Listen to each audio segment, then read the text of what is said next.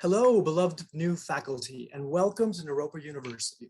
My name is Kurt Hubin, and I'm Naropa's Human Resources Director. We're very excited to work with you and to have you as a part of our community. For nearly 50 years, Naropa has been a pioneer in contemplative education, looking deeply at issues that threaten the health, well-being, and even survival of living beings on this planet, including our own.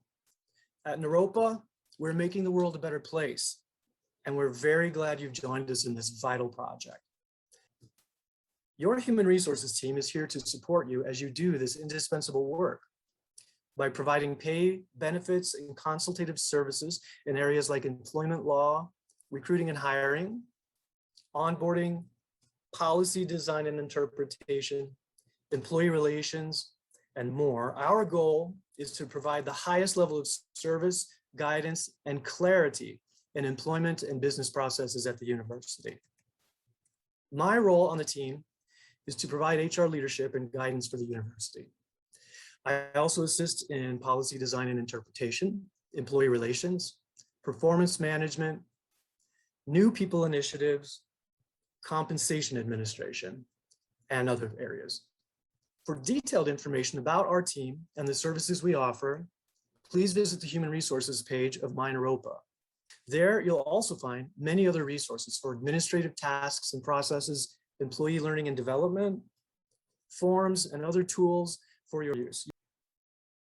The main request that my team and I have for you is to please read your Naropa employee and faculty handbooks carefully. And don't hesitate to contact our office or the Office of Academic Affairs with questions or service requests. Answers to most employee questions can be found in those documents, and we're always available personally to assist as well. At Naropa, we pay special attention to culture, to physical, psychological, and social safety in the workplace, and we are continuously developing a university community that is just, equitable, diverse, welcoming, inclusive, and mutually supportive. As you engage in the life of the university, please remember that our culture is ours to define. Your contributions to Naropa's culture are invaluable and very much needed. Together, let's make Naropa University an employer of choice in the region, a place where people want to be, where they can evolve and thrive while engaging in right livelihood and right relationship. Again, welcome to Naropa. We're very happy you've arrived. This is Bob Brown, and I'm the HR Coordinator 2 in the Human Resources Department here at Naropa. My main duties involve recruiting, hiring, and the onboarding of new hires with the JEDI initiative in mind. I work closely with managers and employees with most HR-related questions ranging from performance to HR compliance. HR compliance can be tricky, and I really enjoy sitting down, finding out what the situation is, and problem solving. I also make sure to keep the Naropa HR section up to date, as well as trainings on Canvas along with my HR team. Prior to Naropa, I worked at ADP as an HR business advisor, as well as a recruiting relationship manager. There, I handled lots of questions about recruitment, performance, compensation, and HR compliance. And I've heard pretty much any HR situation. In total, I have over 14 years of HR experience, a bachelor's degree in management and human resources from Utah State University. And I've been at Naropa since September of 2020 and really enjoy everyone I've worked with so far and look forward to working with anyone joining the Naropa family. My name is Tiffany McLean, and I am the Employee Success and Benefits Manager within the Human Resources Department here at Naropa. Prior to Naropa, I worked as an HR manager at a renewable energy company in Louisville, Colorado, and I handled all aspects of HR for our employees. I began working with Naropa in November of 2020 and have already found it to be a unique and rewarding workplace with a ton of potential. My main duties as Employee Success and Benefits Manager include overseeing benefit enrollment for all eligible employees, along with a successful onboarding and orientation for new hires to Naropa. I've worked on employee benefits for many years and understand how complicated and confusing it can get. It feels like something is always changing. Our HR team works hard to ensure all employees have a positive experience as they navigate their jobs with Naropa. You can feel free to reach out to me anytime for questions about health insurance, retirement contributions, tuition benefits, or anything involving workers' compensation or ADA accommodations. I also manage leave benefits such as sick time, FMLA, which is the Family Medical Leave Act, maternity, and other types of unpaid leave. I'm always happy to help answer your questions, or if it's something I'm unable to help with, I will make sure we get you to the right person or department. I'm happy to welcome you to Naropa and wish you the best of luck in the coming year. My name is Heidi Hauge, and I am the HRMS manager at Naropa University. That means I work with human resource related data and business systems. My contributions include robust resource documents and detailed decoder rings that help our HR team ensure integrity and maximize efficiencies across the university. I also work extensively with semester course assignments and the interdepartmental communications required to link faculty and support staff to their specific courses, and bring over 20 years of data and business system experience from the nonprofit, private, and public sectors. If you are looking for information about HR data, reporting, or course assignments, please let me know. And if you're just not sure who or even what to ask, I'll do my best to help you sort things out. Welcome to the Naropa community. Hello, my name is Jackie Stevenson, and my role here with HR at Naropa is Human Resources Coordinator. I spend the majority of my time working with and supporting hiring managers with the creation of job descriptions, requisition requests, and advertising for those positions. I initiate the onboarding of new hires, complete data entry of new hires, and I complete data entry for existing employees who may experience various employment changes. The roles that I am almost exclusively involved with are staff positions, non-teaching roles, and work-study opportunities. Before starting with the HR team at Naropa University in November of 2018, I worked as a senior human resources generalist and business partner for a large nonprofit Colorado healthcare organization for about 20 years. Overall, I do believe that our culture is a culture of compassion. I think for the most part, people who come to Naropa, they come because they do hold an aspiration to have a positive impact on the world. And so they have some awareness that our world is suffering and that we need to do things differently. MCIC is the Division of Mission, Culture, and Inclusive Community. What MCIC is at Naropa is really actually quite unique and cutting edge. I haven't seen anywhere in higher education, and I've looked, that actually has a unified model of sustainability with social justice and contemplative practice. Rather than having all of these separate initiatives that were separate centers, such as the Center for the Advancement of Contemplative Education and the Joanna Macy Center, the Restorative Community Initiative, and all of our work around justice, equity, diversity, and inclusion, is that in reality, they're not separate.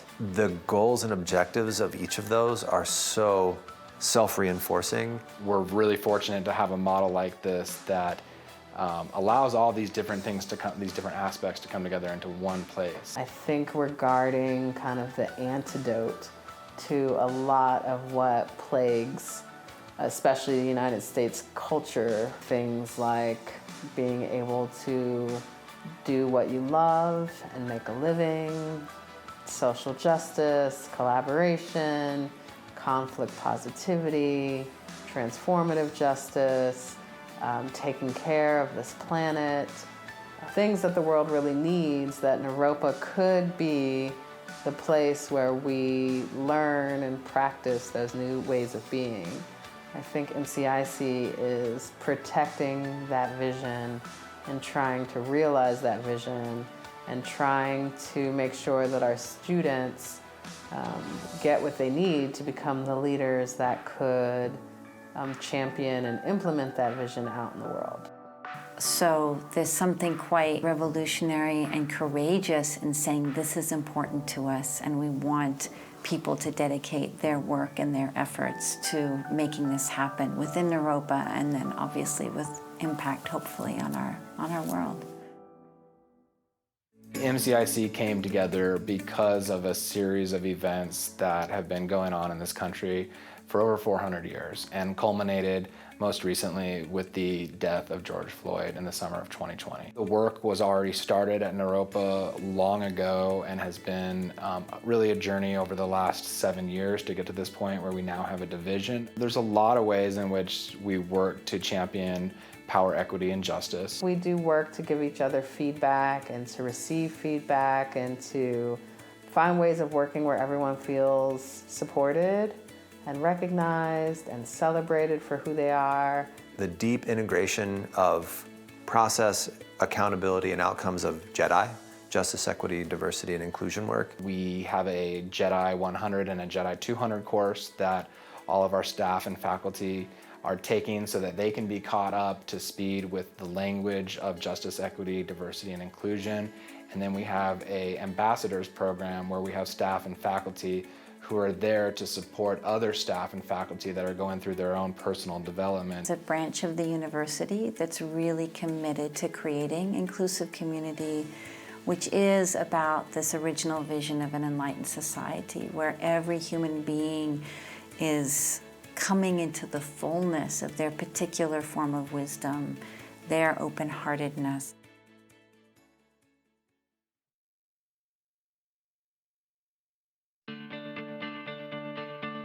CASE's primary mission is to support the ongoing growth and flourishing of Naropa's contemplative ground of education. As we move into the coming year, we are committed to reinvigorating weekly practice spaces, both in person and online. Naropa, once again, is a vibrant hub where coming to campus feels like a sanctuary with connectedness and aliveness, a place where practice and liberation are central to the vibe. Simple grassroots practice offerings are led by staff, students, and faculty, ranging in a spectrum of community offerings, practices, and rituals. You know, it's Trungpa Rinpoche's vision of an enlightened society, which means that all beings wake up to their inherent compassion and wakefulness. And what we're doing at Naropa is one way in, but certainly it's not the only way in. But I think this is also this convergence of science and contemplative practice is also a convergence with other traditions and the way our world is coming together. So for example, our compassion training has a science thread in it, which I would say if we had done this 15 years ago, it wouldn't have had. And the material, the kind of heart practice material would still be the same, is still there. But now the science gives us an entryway, gives people who've grown up in a scientific Western secular society and educational system, in a way in to say, oh, I can understand this. This makes sense to me. It's following kind of reality checks that I've been taught to listen to.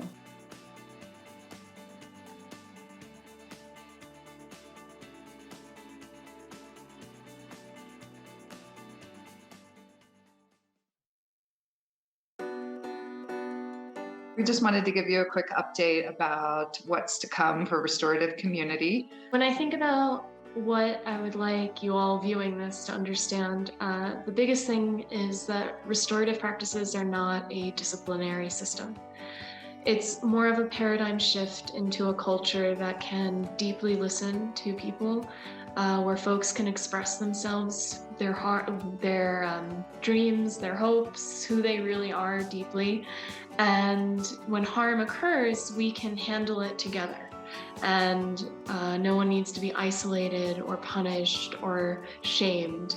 And so it's much more than just, not getting in trouble. It's more a proactive thing, and creating community is the biggest goal. Yeah, so we view restorative community really as a necessary tool for building a sustainable future for Naropa, because it's really about increasing our capacities and skills for creating a culture of belonging. And I want everyone here to know that they have a place to go to if they're experiencing challenges or isolation. so that we can support them through that. We may not be able to resolve everything, but at the very least, we can offer support. And our mission states that we are committed to creating a more just and regenerative world by nurturing student insight and awareness and courage and compassion. And the work of restorative community is practicing just that in the real world with people in the hardest of times, to remember to be compassionate when you're in the middle of a conflict. You can't just do it because you want to. You have to practice. You have to take time and be trained in it. And I think that restorative community is invaluable in teaching this. Yeah. And the courage it requires to actually enter into a difficult conversation, or when you've experienced harm or you've caused harm. But when you have support, it's a lot easier to engage in that courage and compassion. We've been offering trainings all along. Most of them have been live, either in person or virtual. Over the last year, we've really worked on creating asynchronous content so that courses can be taken in a self-paced way on Canvas. So we're really excited about rolling out those courses for folks to really be able to learn some of the skills that we offer.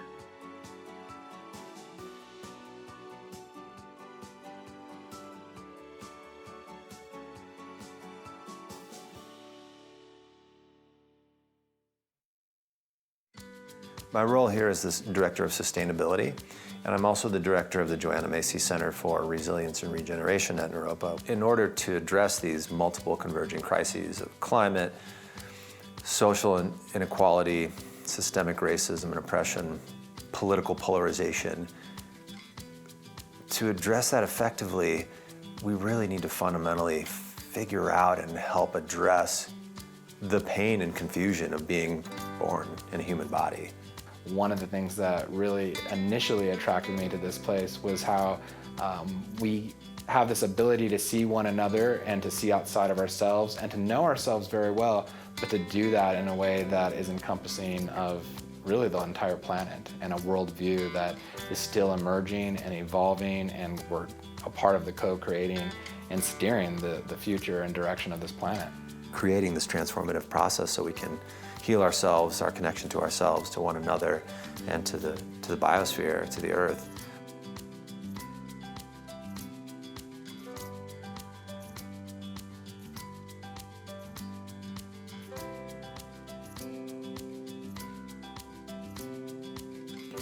I have this image of us in a circle facing outwards, holding hands, and our backs are to like a shining gem. Oh, now I feel teary, but I do. I feel like we're guarding something very precious, like the heart of Naropa.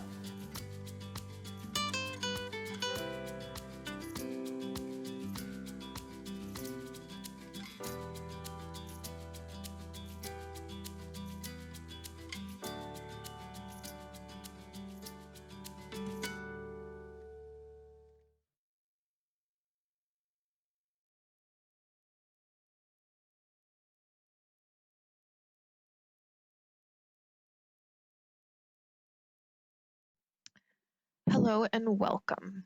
Here is a brief tutorial on navigating library resources.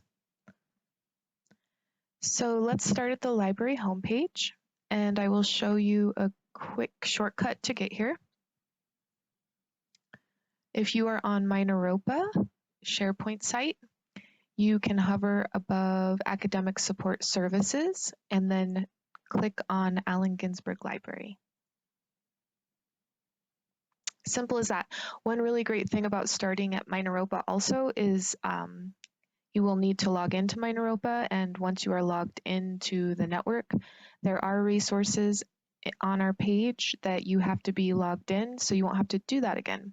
If you save the library page as a bookmark on your computer and you don't take that route, it's no big deal. You will just be prompted to log in with your Naropa username and password when needed. Scroll down. You will see some frequently asked question tabs at the top of the page. We have our current service hours and any information that's relevant about the branches here. And then if you keep scrolling, we have our different resources broken out and listed. So I'm going to just briefly show you how to go through these, and then if ever you need any help with any of this or other library related things, please contact us. You can always reach us at library@naropa.edu. We are actively staffing that Monday through Friday, 8 a.m. to 5 p.m. It's the best way to get in touch with us. So here's the Discovery Catalog. I'm going to open that in a new tab. We'll go there momentarily. And this is finding research resources. That's also a really helpful place to know about. I will click on the Discovery Catalog. So this catalog is a one search platform. Generally, it should give you results for anything related to your search that would be print or digital, so online and physical resources. And then let's see, over here under resources, we have some other helpful things linked out. So please pay attention to this area also. A lot of these links right here, you will also find on this page. So it's kind of like a loop. We did this to just be helpful and provide links to commonly used resources in various places where people might be looking for them. So some of it might seem repetitive to you if you use our resources enough, but we're just trying to be helpful there. So you can use this as just a general keyword search.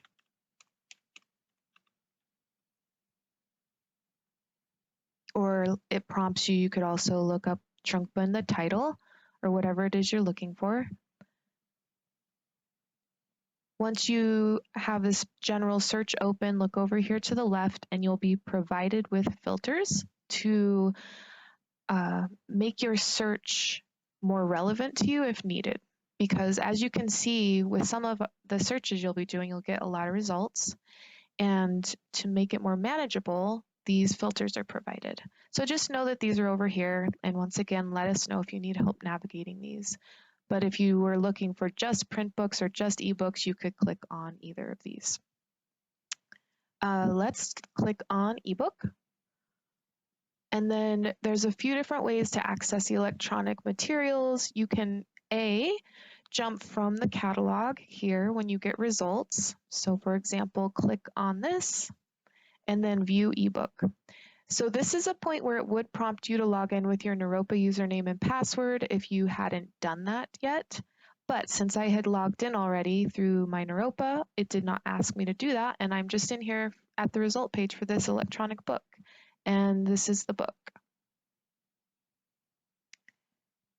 Now, another way to access electronic books and other electronic materials is if you go to this Finding Research Resources page I showed you before. And then if you go to Finding Books, here's a link just for the ebook collection. So if you know you only want to look at ebooks, you could do that by opening this link up. Once again, you would be prompted to log in, but it's already logging me in because I logged in already with my Naropa. And then you could do a search from here. And you'll get the same results as you did through the catalog. It's just that you won't get anything other than electronic books. And see, here's that book that we accessed through the catalog, and it's showing up here. So this is a good way to eliminate extraneous results if you know that you just want e-books. Once again, you can do a similar thing with articles. So if you come here and you go to Finding Articles and then Research Databases,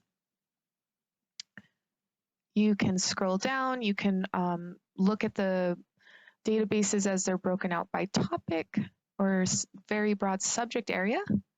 And then you can also use the alphabetized database list if that's easier for you. A lot of our databases are hosted by EBSCO, so it will have a similar look and feel as the what we were just looking at, the ebook collection. And that's really nice because then you can get used to navigating these resources.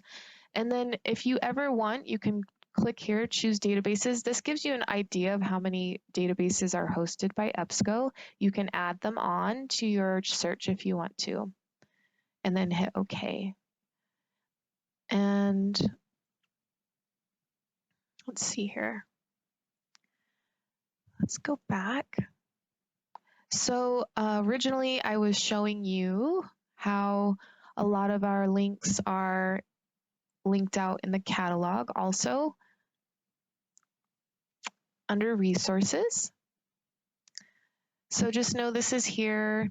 Once again, if you need to make an interlibrary loan request, let's click there.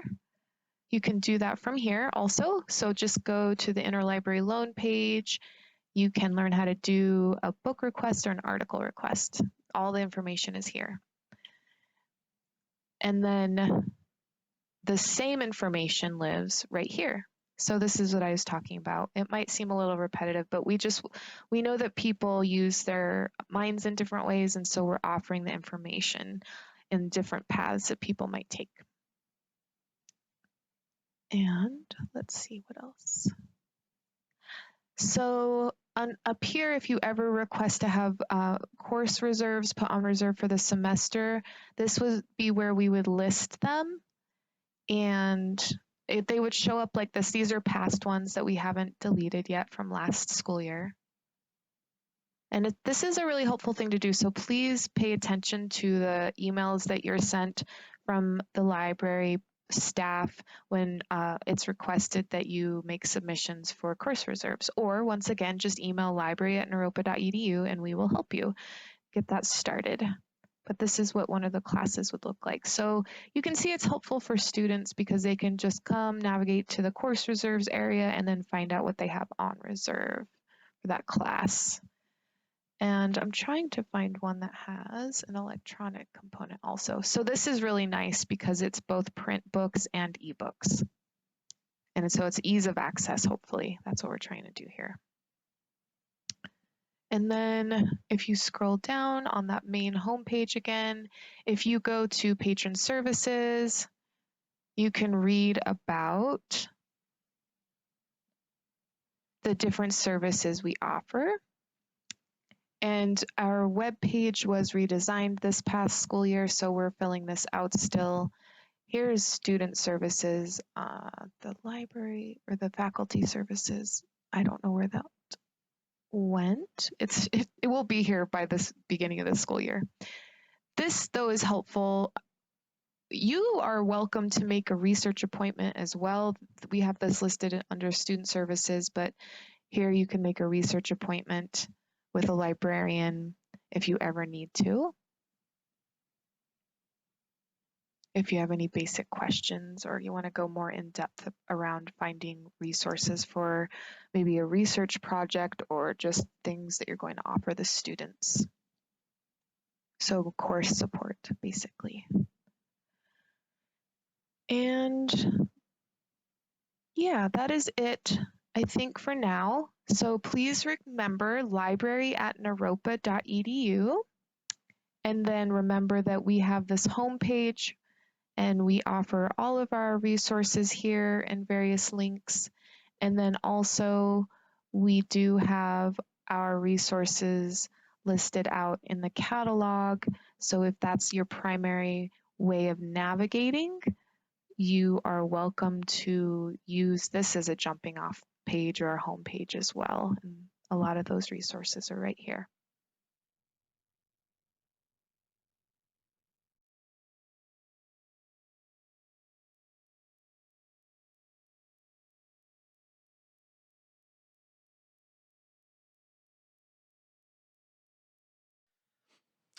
Hello, everyone. My name is Jeremy Moore, and I am the new Associate Dean of Students here at Naropa University. I'm very excited to join you, and I want to spend a little bit of time today talking about some of the services that we offer within student success for our students. So first, I want to highlight that oftentimes when we're getting referrals for things like our care team, which I'm going to explain a little bit more here in a minute, we oftentimes have to find out what the best reactive solution could be.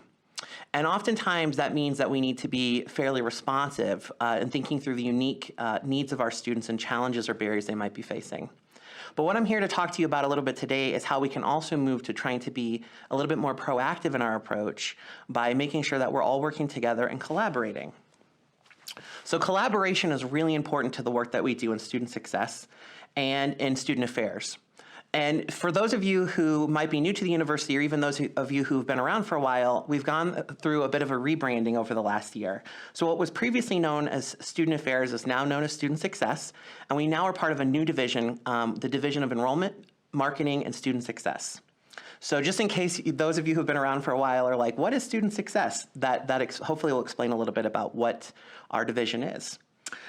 So part around collaboration is that when we are working to support our students, and also sometimes our students might be challenged, how can we work to collaborate and center on them and their experiences? So I like to look at this through a couple different lenses. How can we as staff and faculty help support our students? How can the students support themselves? And how can we create a system of agency for them? And then also how can we pull in other stakeholders such as community members or even sometimes family members or chosen family for some of our students to help support them through a collaborative process. Earlier I mentioned proactive support. And so I want to outline a couple of the ways that we try to work to proactively support our students. And this is through a whole bunch of different departments and also with each of you and the hard work that you're going to be helping with this year with our students within the classroom and even online for some of our students.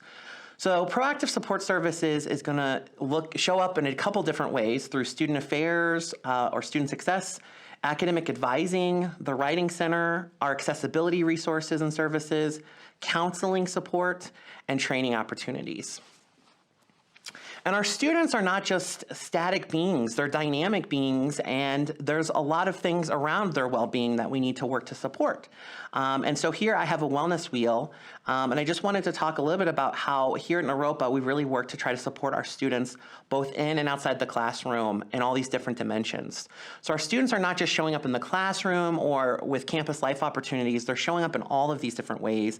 And so our goal within student success is to try to find ways that we can proactively or responsively support them in all of these different dimensions. And a lot of times that might mean referrals to different campus partners such as yourselves. Or in some cases, you might be referring students to us as well. So this slide here demonstrates the variety of different resources and services that we offer on campus, but also the different referrals that we work through. So I'm just going to kind of highlight a couple of these very briefly. Academic advising, obviously our advisors play a really large role in the retention and support of our students through helping them get scheduled for classes, connecting with them regularly.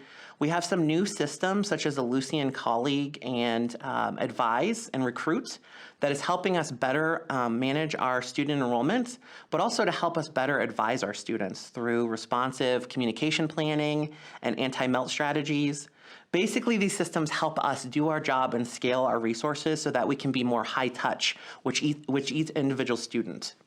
Our academic coaching program is a really great program for students who might need a little bit more assistance or love in certain areas, whether it's through writing or whether it's through time management and procrastination resources.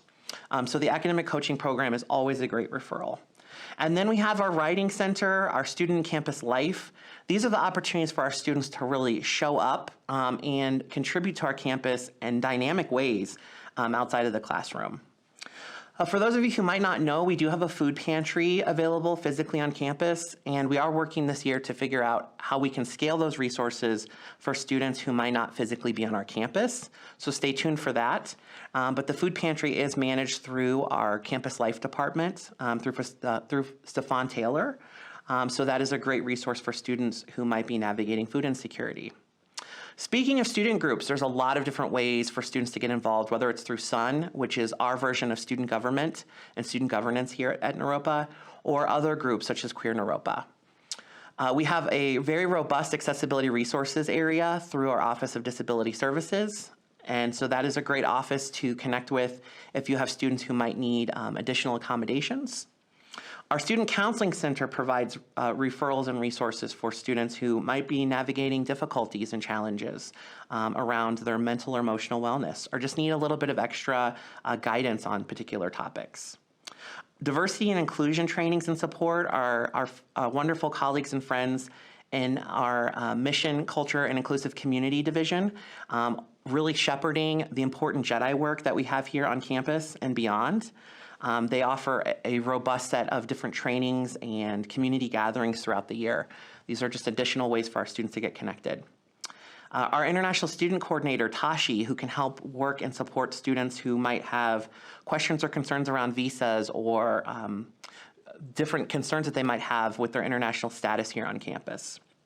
Our Office of Career and Life Development, which can really be helpful as students look at practicums and internships and look at life post-Naropa and beyond. Obviously, spirituality is a big part for a lot of our students here and their spiritual development and wellness. So there's different offices and resources for students there, along with contemplative practices and traditions that help anchor the work that we do, both in and outside the classroom. Some of our students might be living on campus. We've got about 100 or so that do live in 2 residential facilities, both in Snowline and 2333. And so if you ever have any concerns or questions around students living on campus or looking for housing, Stefan Taylor, who is the Director of Campus and Residential Life, is a great connection. Our university libraries offer a tremendous accessibility to services, both here physically on campus, but also for other databases and connections beyond Naropa for our students who might be studying remotely or in hybrid or online capacity. Our financial aid office really plays a large role in helping our students understand loans and debt, but also things like their scholarship opportunities or eligibility. And so they can be a great resource as well. Our Veteran Support Office and services, our Title IX Coordinator, Campus Safety and Facilities, and obviously things like student conduct processes that my area helps administer. All of our different school deans and program chairs are really important advocates and champions for our student success. This year, we're launching a BA online mentorship program for our online students partaking in our very first online BA online program. Connection circles through our Division of Mission, Culture, and Inclusive Community, conflict resolution resources, and restorative practices. These all help anchor and guide us in the work that we do. And it's all very important as we look to support our students holistically. So how are we responsive in our support services? There's a couple different ways. We have what is known as the CARE team, which I'm going to explain a little bit more in some subsequent slides here.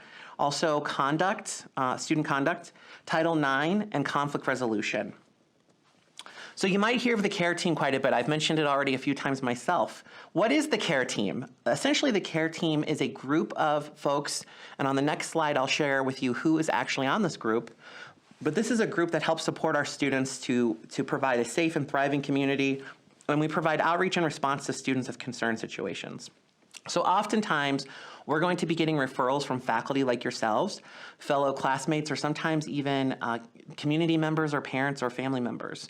And when we get these referrals, we really work to try to provide one-on-one personalized attention and care. And so the CARE team is represented by myself, my co-chair, Jessica Del Castillo, who's our Senior Director of Academic Advising and also oversees our academic coaching program, Jolynn Park, who's our Senior Director for our Counseling Center and our Internship Training Program, Aaron Cook, who is our Director of Operations, Stefan, who is our Director of Campus and Residential Life, and Anne Marie, who works in our Office of Career and Life Development. So we're a small team, but a mighty team, and we work really hard to be intentional and thoughtful and case managing different referrals that we might get from folks within the Naropa community. So how can you do a referral? Well, we have a brand new process I'm really excited to share with you. And many of you who might be just starting out at Naropa or returning to campus after the summer break, you'll see that our SharePoint, also known as My Naropa, has been updated. It's vibrant, it's exciting, and it's beautiful. We also have a brand new Naropa website. Within the Naropa, My Naropa SharePoint portal, you'll see a top square on the the left-hand top corner, and it says Report a Student Concern. I've highlighted that here on the screen. But basically, when you click on this, you'll be able to submit a referral through our new MCIC reporting system. This is a database that Naropa has contracted with. About 400 institutions around the world use the MCIC software. And it's going to help us really case manage our cases as well as be dynamic and responsive to our student needs. So when you click on this link, it's going to open an external portal page. It looks like the page here that I'm demonstrating on our slide deck here. But basically in this incident reporting form, this is going to help you give a full narrative of what you're trying to report. You can put in information such as your name and title, contact information if you'd like. You don't have to put in all this information. The fields that are required we'll mention next to the fields that are required that they are required. There's also some drop downs, but essentially we're using this to aggregate all of our different reports for Title IX, for our care team and student conduct and restorative community so that it can be centrally deposited into a system where we can help distribute that to the appropriate staff members. So in the case of a care referral, you would put that into this reporting form, and that's going to go to myself or one of my delegates on the care team, and we're going to help work to case manage that particular situation and provide resources as necessary. So let me just give you a quick play-by-play on what would happen for, say, a student who might be looking to take a leave of absence. Essentially, if a faculty member was notified of that, or even an academic advisor, they would go onto this incident reporting form through the MCIC system, and they would input all of the data related to that student. And what would happen then is they would then complete that form, and it would come to me, and I would go through and we would distribute and delegate that out to the appropriate party, whether it was an academic advisor or another person such as financial aid or the registrar, to make sure that that situation was completed for the student. And oftentimes we're going to do additional follow-up as well, because students might have more than one challenge that they might be encountering. They might have a housing or food insecurity issue, or a need for counseling resources. So we would work with them to provide those resources as well if needed. So we're really trying to do high-touch, personalized outreach to the best of our ability, but we talk a lot in our team about scope of care.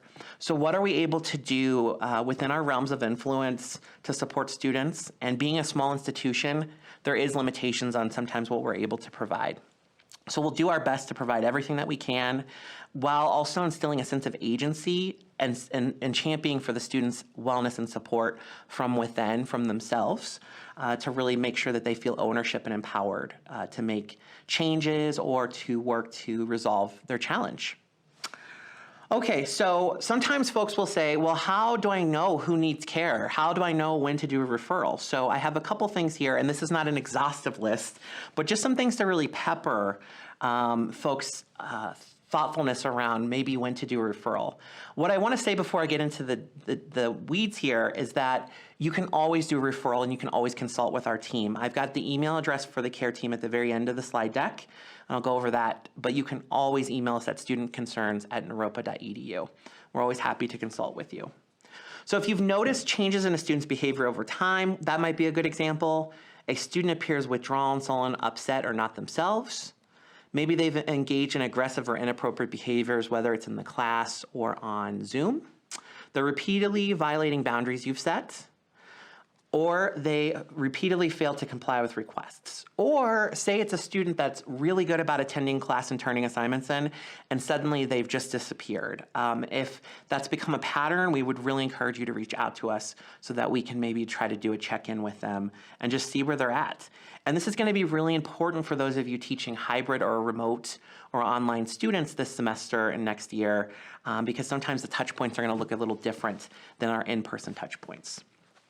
So what happens when you've done a referral? It's going to be reviewed by case managers within our care team. We're going to respond to that based on assignment of urgency. And I just want to mention this is not an emergency situation referral. So if there's a need or concern around self or community, or medical emergency, I'm going to encourage you to contact 911 or emergency responders, but certainly put in a referral after that student or community member has been taken care of so that we can do follow up on the back end. Just know that this is something that traditionally is going to be checked and referred to during business hours, so response may not be as quick on the weekends or after hours. since these are staff members that are working oftentimes during the day. It doesn't mean we're not going to respond sometimes after hours or on the weekend, but just know that this is not really intended to be for emergency situations. We also have an on-call line for campus facilities and operations. That's a 24-hour line. And in our residence halls, we have an RA on call and also a full-time staff member on call 24 hours a day. So those are also some great resources as well. Please know that student information, just like anything else here at Naropa, is protected by FERPA, so you won't always be able to know the outcome. So if you refer something to us, we're not always able to follow up and say, this is what's happened with this particular situation. We will do our best to try to provide information as we're able to, and we like to work off of what is known as a need-to-know basis. So is the information, is it important to share with different parties for a need-to-know basis. So just know that that's where we're operating from. And our goal is to really make sure that students know that our process is transparent, but that we're trying to be good stewards of their information and their right to privacy as well, not only through FERPA, but also just because a lot of times students are concerned who knows about their challenge or their situation when a referral might be done. So I would always encourage you to talk to a student, potentially if you can, before doing a referral. Now I'm going to go through very quickly just some things around student conduct and Title IX. These fall under areas that we would call community standards. So our goal with community standards is to really get students to look at their active responsibility as being a part of a larger community. And that includes not only community responsibilities and more global responsibilities, but also active responsibilities as an individual. So within all of these different things, it's getting the student to understand, that there's going to be different requirements and different restrictions and things sometimes based on our student code of conduct and our student handbook. And those might differ from spaces such as a classroom to, say, spaces in, for example, our residential settings where a student might be living on campus. There's going to be specific things for the residence halls that are not going to be the same for some of our community spaces on campus or some of our classroom spaces. At the same time, community standards and the student code of conduct extend to our students that are attending classes remotely or attending classes online as well. So that's something that's really important to keep in mind if you have disruptions occurring on a Zoom, or a student might be saying inappropriate things, whether it's via a verbal comment or whether it's via a chat comment, for example. So some of our guiding values I want to share with you today is we really work both as a care team, but also with our student conduct process to build capacity for student well-being and community resilience. And we try to build this through different values of responsibility, awareness, relationship building, respect, and really helping our students lean into curiosity when there might be interpersonal conflict or dialogue. And so that's something that's really important with leaning into that curiosity. We work to build a trusting and informed community through a foundation of integrity, trying to set clear policies, transparent procedures, and a continuous reinforced learning approach. We courageously design a co-curricular journey, so both in and outside the classroom, where students can have an opportunity to learn through the valuable experiences of failure, conflict, and self-responsibility. And we try to use a restorative approach whenever and however possible as a restorative first campus to create and maintain a balance between support and accountability. I want to go back real quick to restorative approach because I haven't talked about that so much. Basically, what we're working to do is to help folks when harm has been done to the community to understand what that harm is and to help try to repair that harm whenever it's possible and it's not going to cause more harm. On the next slide, I'll talk a little bit more about this. Our last value is we continuously awaken and work to dismantle the ideologies, patterns, and systems and practices that perpetuate oppression within our policies and procedures. And we really work to challenge ourselves to make equity and procedural fairness a living part of the implementation of our work. And these are processes that we're always growing and learning in, along with everyone else here on campus. And this is really, we work to align this with our JEDI values as well. So through the conduct process, we have what I just mentioned a minute ago, a restorative first approach. What this means is that unlike some schools, we really work to try to restore things as much as possible. A lot of institutions have restorative justice, but a lot of times it's only for certain types of conduct situations. Here at Naropa, we attempt to take a restorative approach with everything as much as we can. There's some exceptions to this, such as Title IX, where things are governed a little differently due to federal law. But with things like student conduct, we're going to try to take this approach when it might be appropriate and safe to do so. So we're working again to help our students take active responsibility with their individual and community responsibilities, to really empower them to take agency and to feel ownership around creating their own learning outcomes for what they would like to see happen, both those that have potentially done harm and those who have experienced harm. We try to right the relationship with the community and really gain, repair, and interpersonal skills for our students. These are skills that are lifelong. We really want to help our students develop those independent life skills for post-Naropa when they go out to help transform the world. And part of that's transforming themselves here during their time, just as our motto says. I'm going to talk very briefly about Title IX. A great person to connect with on Title IX is our new Title IX coordinator, Christine. And she's just joined us within this last year, and she manages all of our Title IX processes and is up to date and knowledgeable about all of the changes that have occurred to Title IX over the last 1 to 2 years. There's been quite a few changes. Christine's email is listed here on the slide, just cgaldston@naropa.edu. And it's also important to know that in many cases, you or others on campus may actually be a designated mandatory reporter. What this means is that if something happens or is disclosed to you related to any Title IX processes, you may be required and obligated to report that. Generally, a mandatory reporter is going to be someone who has supervisory authority over over a full-time staff member or over a student staff member. And so if you're ever unclear about if you're a mandatory reporter, you can certainly connect with Christine and she can share that with you, or also your supervisor or your department should be able to share more about if you have mandatory reporting obligations. But our Title IX process is really to work to help investigate concerns related to sexual harassment, gender discrimination, and/or violence. And this is one of the secondary layers that we also oftentimes will work with for things related to the care team and any care referrals we might get. So Christine, again, is a great resource if you have further questions or concerns around any Title IX issues. And Christine, just like our care team, is always happy to consult with folks and provide thought leadership or individualized trainings for specific departments or faculty. I know this was a quick presentation, but also I went through a lot. So if you have any further questions, I certainly and always would encourage you to reach out and to feel comfortable to reach out to us at either studentconcerns@naropa.edu. And I'll just mention, if you email that, it's going to actually distribute through an email distribution list to every member of our care team, which was listed earlier when I went through that, our 6 members of our care team. So each of us will get that in case someone's out of the office or whatever. And then the Dean of Students office at naropa.edu is a new email address that we've recently set up to help facilitate communication transparently with folks across campus. So if you ever have any questions, you can always email me there. That also will go to our Vice President, Anne-Marie Klotz, for the Division of Enrollment Management and Student Success. So either myself or Anne-Marie will be happy to respond to you and answer any questions that you might have. So again, this was a quick presentation, but I encourage you all to reach out to us if you have any questions, concerns, or if there's something I didn't cover that you'd like to know more about. For those of you who are just joining the campus this year, I want to welcome you. I myself, like I said, I'm a new staff member, so we're all going to be learning together this year, and it's also a different type of year as we navigate everything together. And I just want to share on behalf of the Division of Enrollment Marketing and Student Success that we really appreciate everything that you do to support our students both in and outside the classroom, and to help center on their experiences and their lived experiences and diverse experiences as well. So thank you so much. Wishing you the best this year.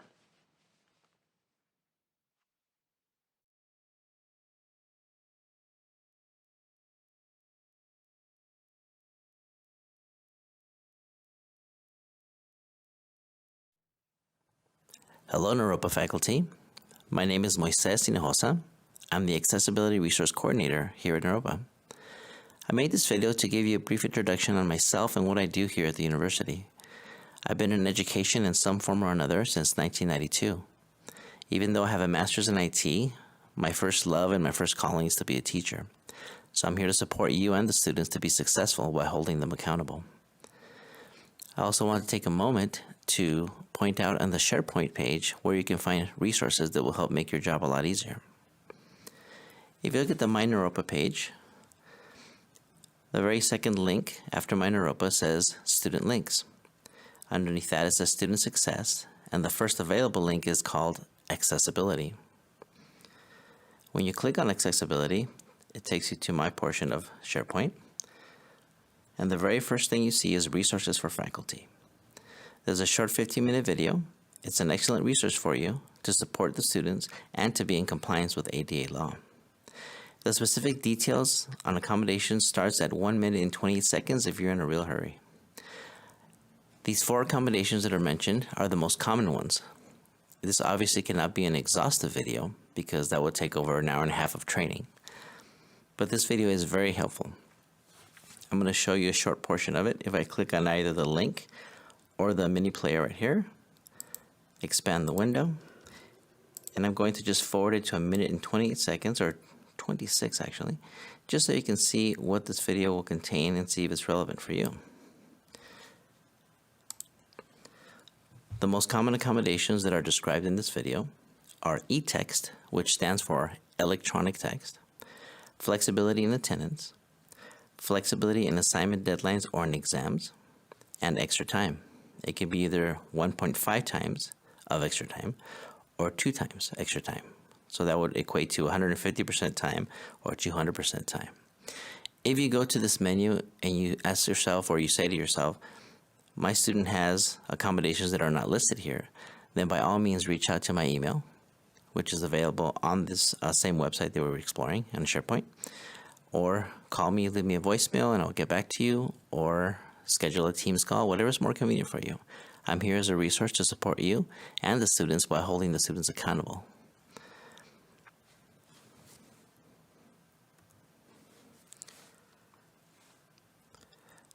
After the video, there's more general information as to what my office does, what laws govern what I do, and how I have to process documentation. There's also an excellent resource here on what is considered a disability. You might have students that have a disability but do not believe that their disability qualifies them for any kind of support or services. So this gives you a nice little general description of what qualifies. In the middle column, we also have disability and higher ed scholarships. That's something new that we added this year because there have been more and more scholarships available for all kinds of reasons. And the third column on the right is helpful videos to enable text-to-speech on various devices and software.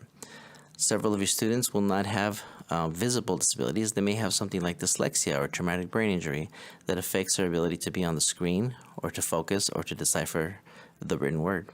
So these videos show you how to enable text-to-speech software on either Androids, iPhones, iPads, or on laptops. Very helpful, useful link. And even for faculty, it's going to be very useful. If you have a lot of reading to do and you would like to have a screen reader do it for you so you don't have to be staring at the screen as long, it's also helpful for you as well.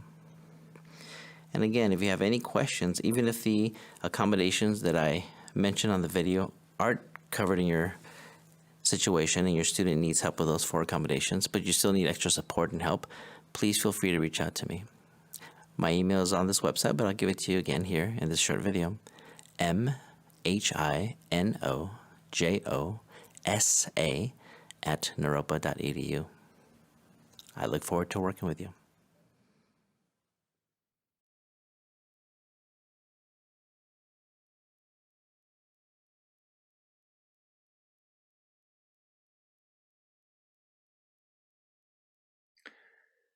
Hello, everybody.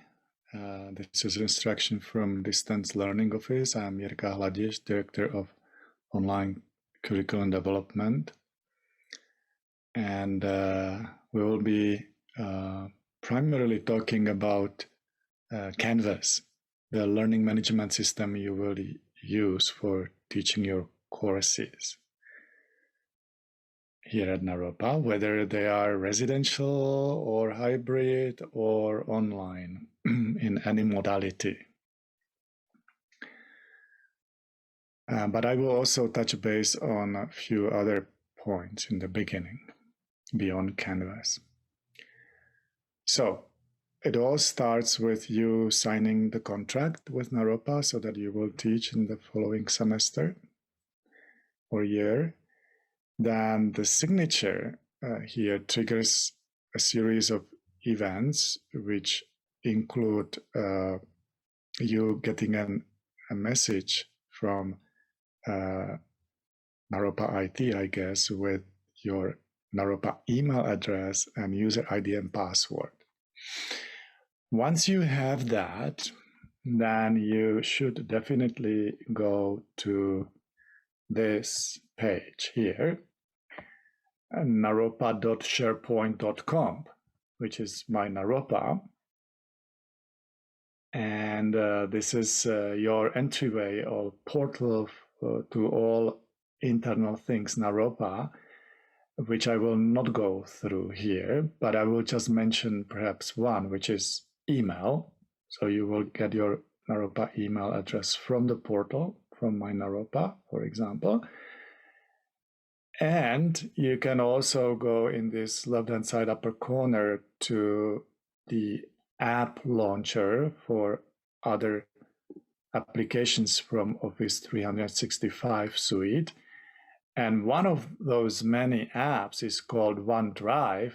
I will click on it here, which is the Naropa internal file sharing system, which is very handy, especially for uploading and sharing video files, but for archiving any files you might have. So under your account, you have a folder under your name, which you can organize in this way.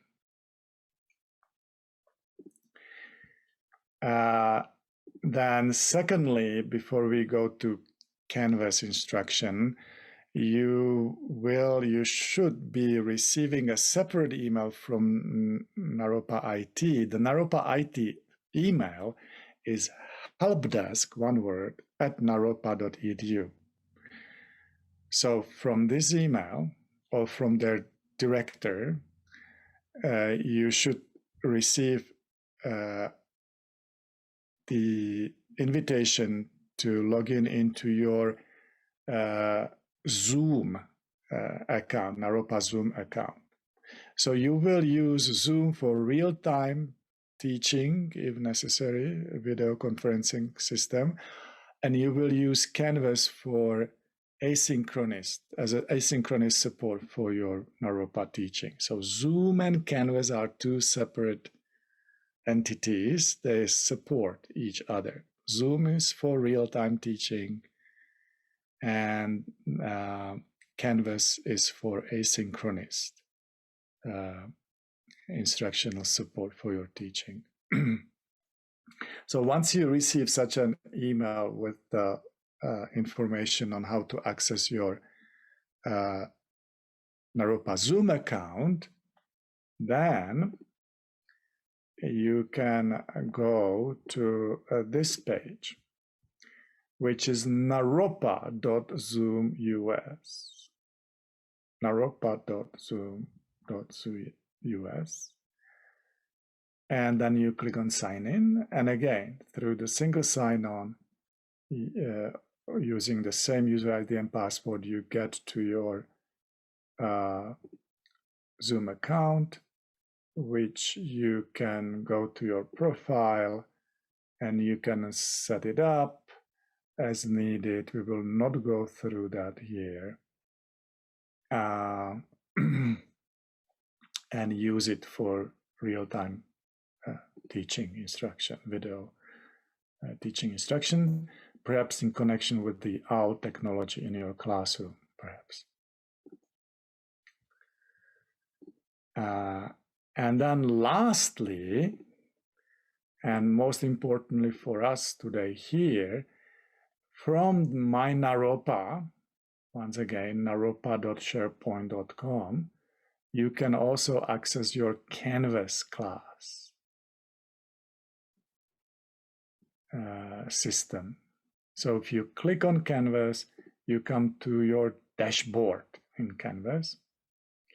You can also alternatively note down the unique URL for Canvas, which is naropainstructure.com. instructure.com. So that's another way to access your account in Canvas. And here you will have a listing of the courses you are to teach. Now, before you start teaching in Canvas, at Naropa, you need to get trained on how to develop and teach a class in Canvas for Naropa. You know, regardless whether you have some experience with Canvas LMS or not. In order to do that, you need to get enrolled in the faculty ELEX Canvas training course. This is the self-paced course which you will use to get trained.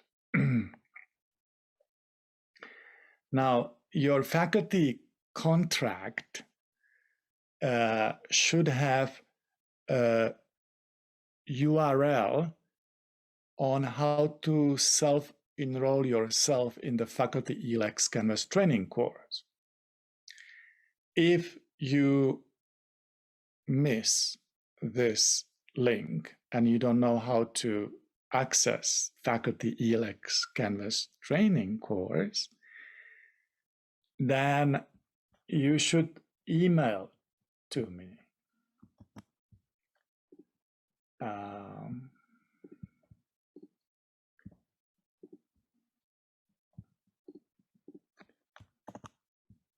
At this email address, Jirka, Jirka, @naropa.edu.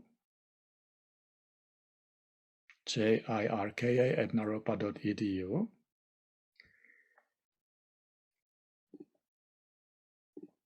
And I will enroll you in this faculty ELEX Canvas training course. This course is a hands-on workshop. It's not passive. You will be asked to practice the skills you are being taught in your private sandbox course. To get you set up with your sandbox course in Canvas, once again, you need to email me at jirka@naropa.edu to set you up or to create such a course for you. So once you have these two things, once you are enrolled in the ELEX faculty training course and you have your sandbox course in Canvas, then you will be ready to proceed through this self-training course. The course has 4 or 5 modules which you need to complete and go through a simple quiz before you are allowed to go to the next module. And I'm there to monitor your progress and also help if needed. There is also a discussion forum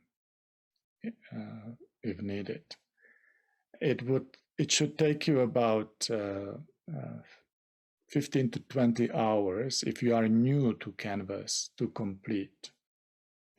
So it's a little bit of work. You know, you should find or decide or allocate some time to complete this before you start developing your course. Alternatively, you can always email me at jirka@naropa.edu and we can do some one-to-one training and course development support. And finally, we also have 24/7 Canvas hotline from the company Instructure, which is available here. When you log into Canvas. In the left-hand side lower corner in the global navigation menu is a help button. And there are multiple avenues of how to access the help desk. So you can call them on this phone number, or you can email them through this interface, which is usually what I do. Or you can chat with Canvas support. And so that's what we have here as a support for you to get you started. So I think that's all I wanted to say in the beginning. And you can always contact me if you need any additional support. And I'm wishing you all the best and good luck in teaching at Naropa University. Thank you.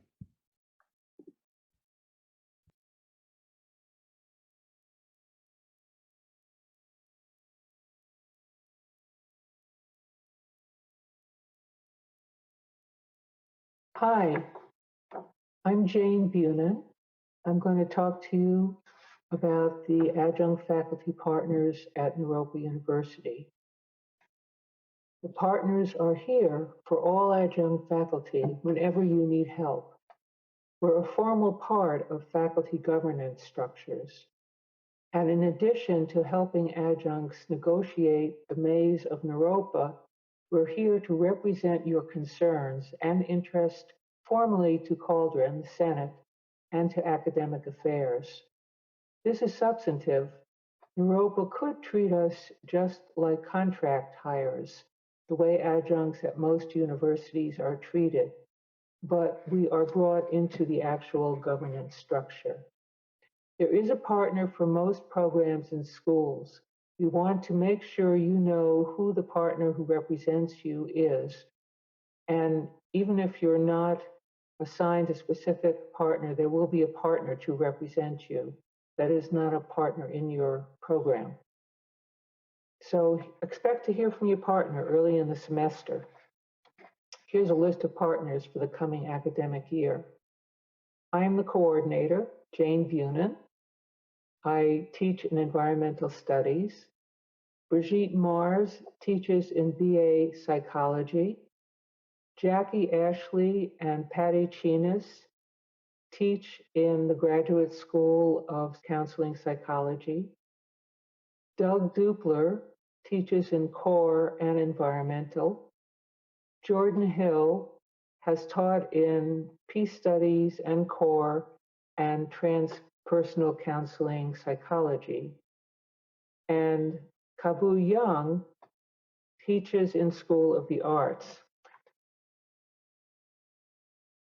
So the partners fulfill a central role. We create bridges between adjunct faculty and other constituents of the university. We provide adjunct faculty a governance voice at Naropa, as I mentioned, and we make us visible. We build adjunct faculty community. We foster communications across different programs and with core faculty and with the administration. We problem solve, and we support adjunct faculty in realms of contracts, salary, and benefits. We are in the situation of feeling the pulse across much of academic affairs, and at the same time, we don't exactly have department territory since we are adjuncts. We teach over 40% of student contact hours, so we're essential to the richness of teaching at Naropa University and for student retention, which is critical. We're essential for robust departmental contributions to overhead, and in many departments, pivotal for diversity. And many adjunct faculty have worked pro bono for Naropa in various capacities, such as on search teams. And many adjunct faculty have broad and deep knowledge of Naropa and the effective marriage of academics and contemplative practice through their longstanding positions at Naropa. So I'll mention a few accomplishments of the past for the adjunct faculty partners. So we used to work with the provost, now we work with the chief academic officer. We have worked toward improvements in salary and a future schedule. We have arranged in the past concomitant increases in pay as you go up in the ranks. We've been able to have development opportunities and funding in some years. We've carried out surveys of adjunct faculty concerning their teaching, Naropa's infrastructure, the support that they receive, and other topics. We build community where possible. That's going to be hard this semester to meet in person, but we have had some great gatherings in the past. We troubleshoot. Whenever adjunct concerns come up, we try to assist and provide information and facilitate communication. We've done practical, helpful things, such as arranging for parking permits at Arapahoe campus. Now you can get your syllabus printed at the copy center without paying for it yourself, and a variety of such things. There's now in our contracts cancellation provisions in case a course is canceled, that given a certain time frame before the course starts, that there would be a partial payment. We have worked on benefits and credit toward classes for longer times and for families. We have been able to attend a number of faculty retreats and contribute and learn at those. In the past, we've presented at the Board of Trustees meetings to inform trustees of adjunct situations and reasons for making changes. And to our best, we maintain ongoing communication about adjunct concerns between adjunct faculty, programs, and the chief academic officer. So I hope that covers it for you. There's also an e-file, which I have sent to Academic Affairs that covers email addresses for the partners. Thank you. Bye.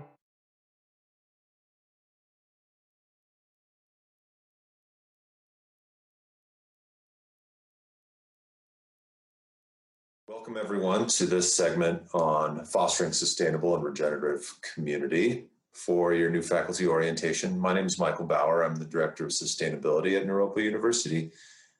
And I'm here with Stephen Polk, who's the Faculty Senate Chair and core faculty in Environmental Studies. Thanks for joining us for this asynchronous presentation. We'll just jump right into it.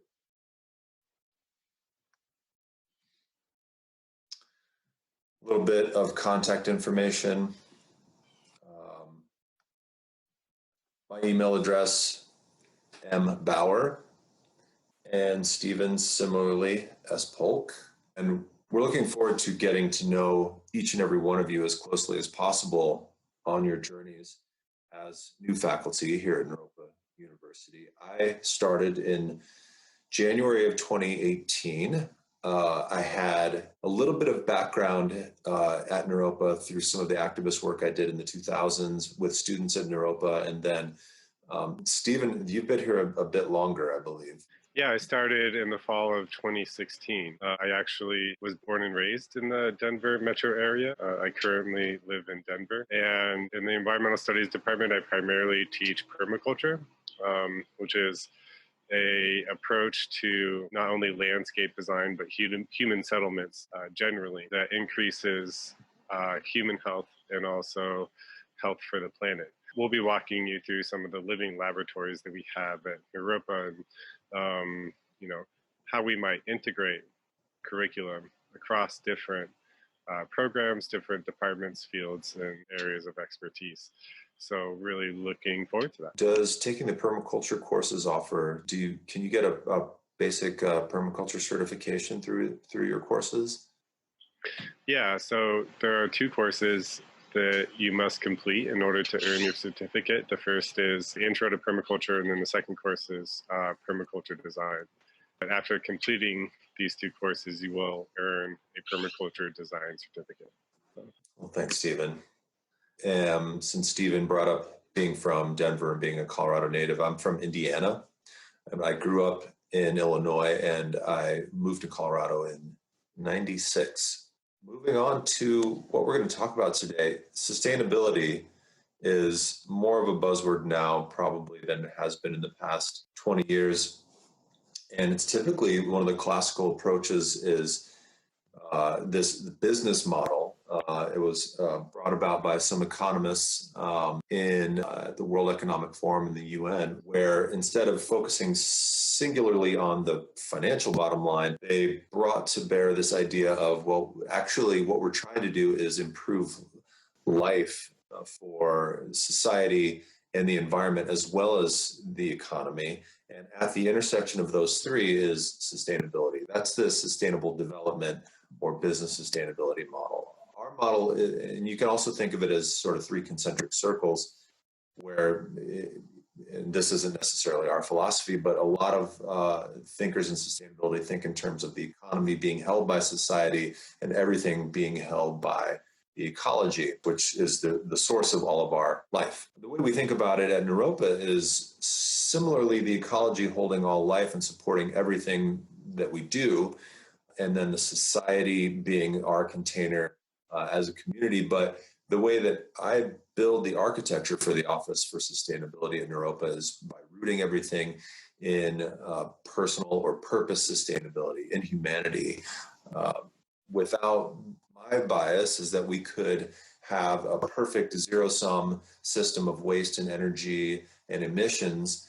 And if without addressing the essential confusion of being a human or pain of being a human born in this time, we're going to be back here with these same problems in 100 years or 500 years or whatever it is, because we haven't addressed that particular challenge of humanity, whatever those challenges might be, whether it's depression, anxiety, rage, aggression, political strife.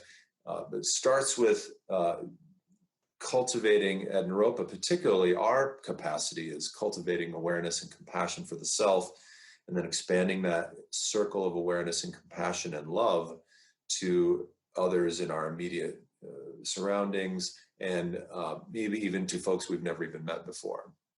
So we're going to talk a little bit about that over the next 25 minutes as we explore moving beyond sustainable to regenerative, some resources for developing more climate neutral lifestyles, and then moving into this thrivable futures model. So our efforts so far, as we've moved through this journey together, we've made progress over the years and will continue to work on those.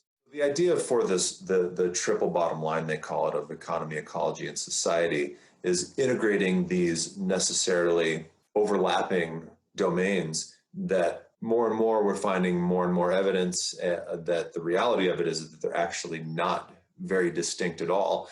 And recognizing that reality, we are trying to create a new model of social justice, sustainability, and contemplative practice in the Office for Inclusive Community at Naropa, and whose mission is related here. So with social justice, it begins with justice, equity, diversity, and inclusivity, focusing on dismantling systems of oppression and co-creating this idea of a beloved community, which is a concept from a bell hooks, I think, novel. And the director of the Office for Inclusive Community is also the executive director for Student Affairs, Regina Smith, who I believe you've met earlier today.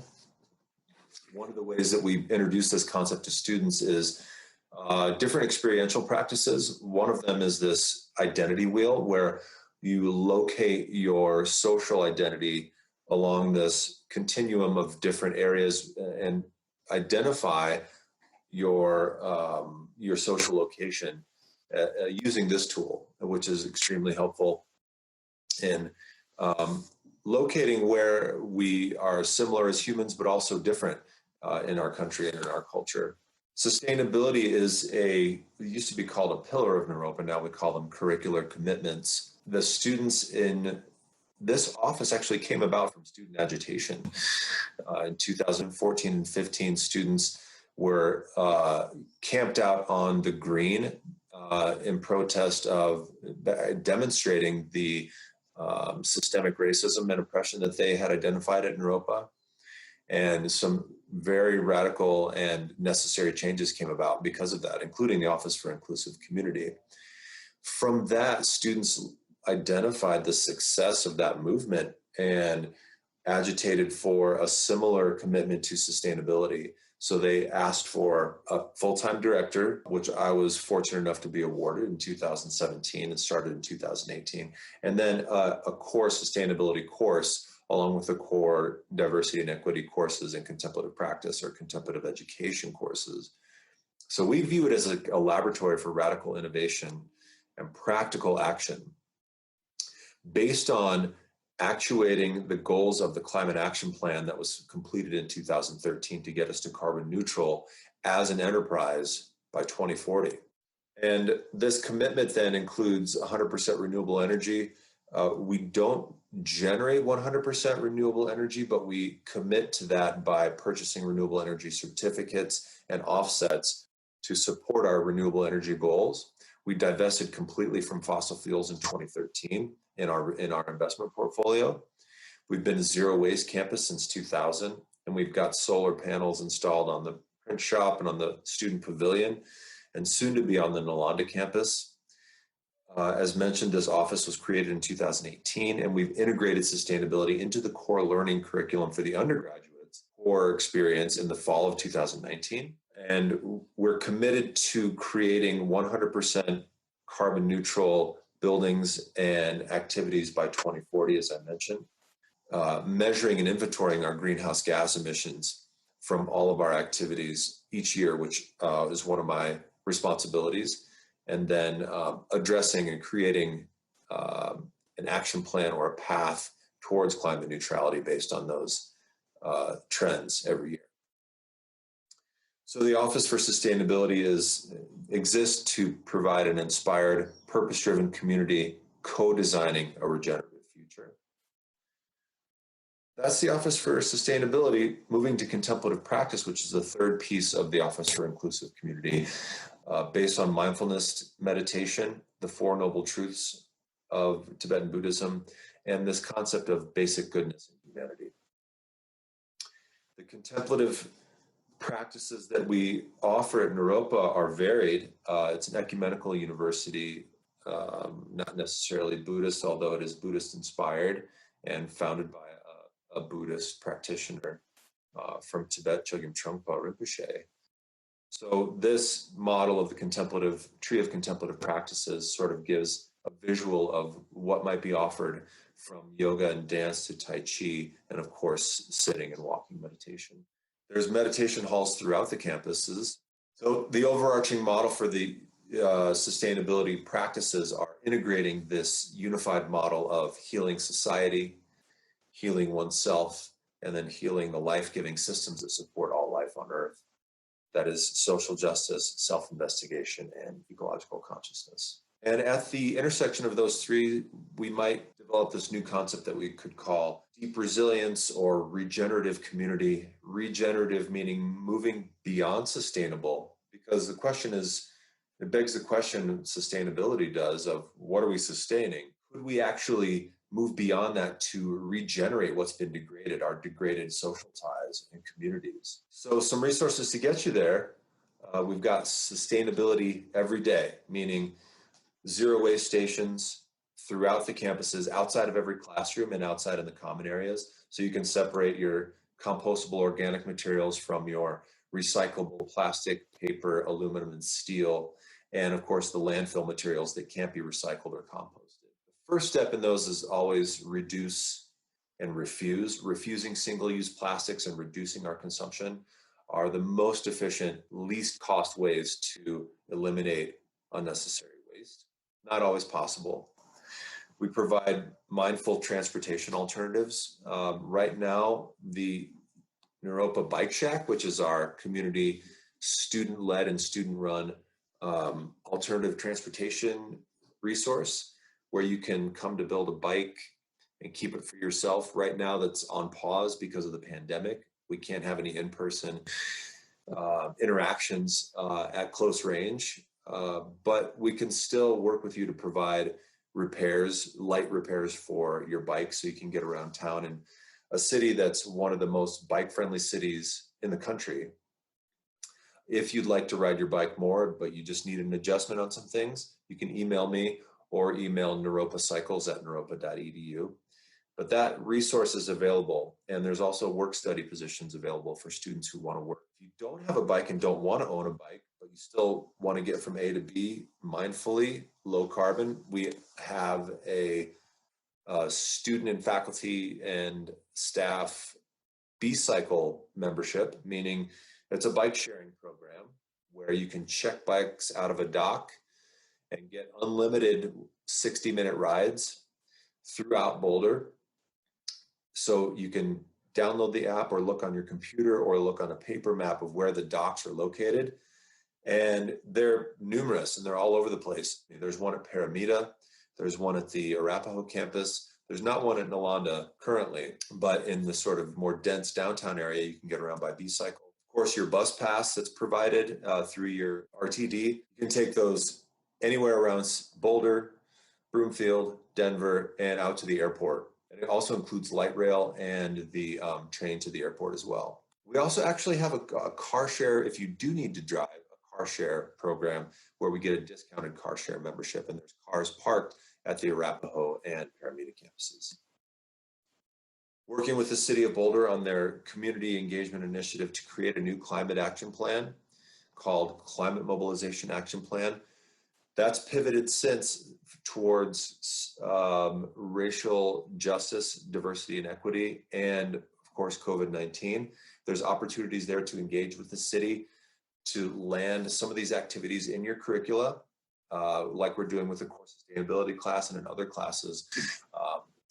We try to look at this or view this as not as an add-on, but as an augmentation to the work that you're already doing to engage at the community level in developing more resilient and sustainable practices for the community to build us towards that better future that we believe is possible. So the way we land this here at Naropa is start out with student orientation, talking about this unified model of sustainability, social justice, contemplative practice. We provide community gatherings. Every spring we do this Earth Justice Day on campus. This year it was all online. Hopefully next year we can get back together, but we'll see what happens with the development of the coronavirus pandemic. In 2018, we brought Denver native and increasingly national and international vegan permaculture activist, DJ Kavam. Yatef Vida is his name. He came and played music for us. And we last year had this Earth Justice series rooted in indigenous cultures and traditions and moving towards more ecologically conscious community, how indigenous cultures have been doing that for thousands of years. And then last year for Community Week, the theme for Community Week was Just Joy. Multiple meanings there. We brought artist Greg Deal from Naropa, who's an artist down at the Artist in Residence at the Denver Art Museum. And he performed throughout the week, including painting this mural on the Arapahoe campus that he calls Rise. And we provided this community gathering called Gratitude as an Act of Resistance. So there's these activities and gatherings, will be limited, of course, but that we provide to continue to explore how do we unify these? How do we bring together and actualize in community this concept, which is still sort of at the conceptual level, bringing this to the reality. So the old story is one where humans are the problem, we're a cancer on the earth, and we live in this sort of linear reductive model.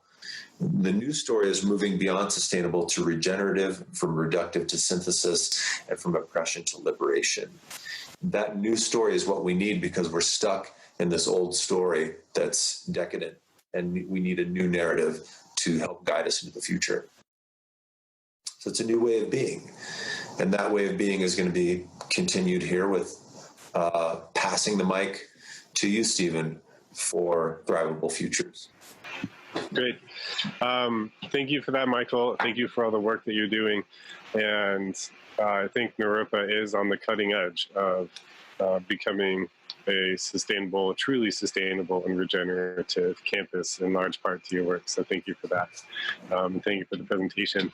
And my part is going to be fairly brief. And we're just, sort of talking about Thrivable Futures. It's basically based on this idea that what we do now will determine our future. What we do now politically, what we do now socially, what we do now in terms of, moving the needle in the opposite direction of ecological destruction will determine whether or not we have a thrivable future. So actually right now is incredibly important that we are engaged in environmental activism, we are engaged in community activism, we're engaged in healing modalities, and we are engaged in, so on and so forth. Like everything that Naropa is doing right now is absolutely critical to our future, and we truly believe that, and we think that that's our approach to education is on the cutting edge of an education for the 21st century and the multiple problems that we face. And so I'm going to quickly go over the IPCC report of 2018. I'm going to talk about integrative and relevant curriculum for eco-social justice. And then I'm going to end with a brief discussion of the food forest on campus and the greenhouse, which are two living laboratories that we use for curriculum. And so this was a summary for policymakers of the IPCC, which is the Intergovernmental Panel on Climate Change. It is one of the most authoritative bodies in the world. It's a subgroup of the United Nations. They came out with a special report on global warming of 1.5 degrees Celsius in 2018. And basically where we're at right now as far as warming goes is we're about 1 degree Celsius of warming. It has taken us more or less since the beginning of the Industrial Revolution to reach 1 degree Celsius of warming. And we could reach 1.5 degrees actually in 10 years with business as usual. But this report was written by 91 scientists from 40 countries who analyzed more than 6,000 scientific studies. And yeah, 1C warming so far, 1.5 degrees Celsius in 10 years. At 1.5 degrees Celsius, higher risk of damaging impacts, even runaway global warming. So it's actually, at 1.5, we have a higher risk. At 1.6, it's even higher, 1.7, and so on. 2 degrees Celsius is actually, many scientists agree, incredibly dangerous. But crises will manifest in increased weather extremes, floods, droughts, natural disasters, hurricanes, tsunamis, etc., leading to decreased crop yields, loss of coastland, disrupted resource flows, increased conflict over resources, especially water, human rights abuses, environmental refugees, those who are going to suffer the most in the coming climate. So Michael did a really good job of this in his presentation, talking about the integrative aspects of curriculum here at Naropa. And coming from the sustainability department, we really do try to integrate the 4 pillars of the 4 curricular commitments. So, and we all bear a responsibility as faculty at Naropa to integrate these curricular commitments into our education. So sustainability and the contemplative. and we want to incorporate social justice and inclusion and diversity in our sustainability education and curriculum. We want to include the arts and healing modalities into sustainability. And this is what Naropa offers. Its unique offering in the world of higher education is a commitment to teaching across all of these different curricular commitments. And I'm gonna talk, or yeah, I might come back to that a little bit more, but whatever program or department or field that you're in, we absolutely need to be also incorporating sustainability into that, as well as social justice and inclusion into that, as well as, you know, contemplative education, arts and healing into that. And if you have any questions about how to incorporate sustainability, or maybe you want to take a class out to the food forest, maybe you're in, you know, psychology or one of the healing modalities, and, you know, how might you incorporate like permaculture or gardening as, you know, a healing modality, or how might you incorporate the arts or social justice and inclusion into, you know, urban agriculture or something like that, please talk to me and I'm happy to share ideas. And, you know, relevant, of course, you know, we want our education or our teaching, our curriculum, our pedagogy to be relevant. And how I understand this is empowering students to meet the challenges of today so that they may thrive in the future, whether personally, socially, professionally, politically. And, you know, we take that seriously in the environmental studies department, especially with climate change sort of breathing down our neck. What skills and knowledge do students need right now in order to be effective actors to create the futures that we all want, that we all need, that we all deserve? So those are some of the questions that we consistently and constantly ask in the environmental studies department. And here are some of the living laboratories that we have on campus, and we invite you to participate in these. But the Naropa Food Forest site began in 2015, and actually over the course since I came on in 2016, we've been slowly changing it and evolving it. And this spring and summer, actually, we were able to work remotely and, you know, individually on campus to build out the food forest more and more. I think this summer alone, we planted well over 50 different plants, herbaceous, perennials mostly, some bushes, as well as some annuals as well. And this is what the food forest site looked like in 2014. This is now what it looks like in 2020. And this just sort of, yeah, there's a lot to be said here, and we're still working on the aesthetic aspects of this design. But in permaculture, permanent agriculture, permanent culture, the sustainable, this regenerative approach to landscape design and human design of human settlements, aesthetics don't necessarily factor high on our list of criteria by which we make decisions. What does is form and function. So with form in permaculture, we want to replicate the forest. And so you'll see multiple different layers of space being taken up in this forest, and then function. So a lot of the plants that we pick mostly provide for human needs, whether in terms of food or fiber, you know, pharmaceuticals, and so on. And so form and function are actually far more important in permaculture.